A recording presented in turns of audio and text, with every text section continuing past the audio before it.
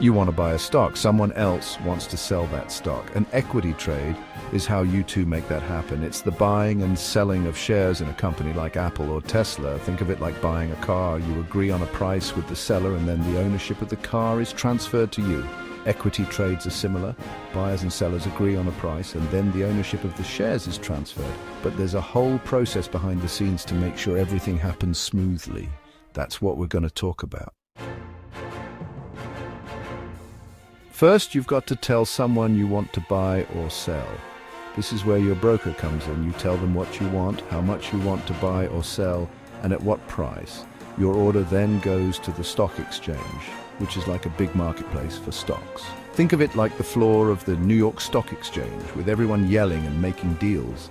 The exchange matches your order with another order from someone who wants to do the opposite. If you want to buy 100 shares of Apple at $150, the exchange finds someone selling 100 shares of Apple at $150. Once the orders are matched, boom, the trade is executed. You're now the proud owner of those Apple shares. Now, we need to make sure everything is correct. This is where clearing comes in. A clearinghouse acts as a middleman between the buyer and seller.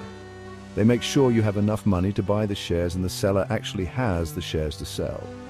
They're like the referees of the trade, making sure everything is fair and square.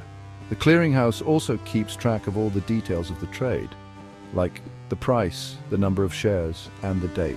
This helps to prevent any disputes later on.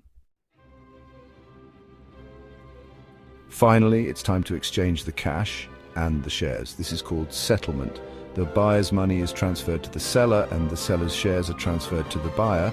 The settlement date is usually a few business days after the trade date. This gives everyone time to get their ducks in a row. Once settlement is complete, the trade is done. You're now a shareholder in the company. Congratulations! Understanding the equity trade life cycle is important for any investor.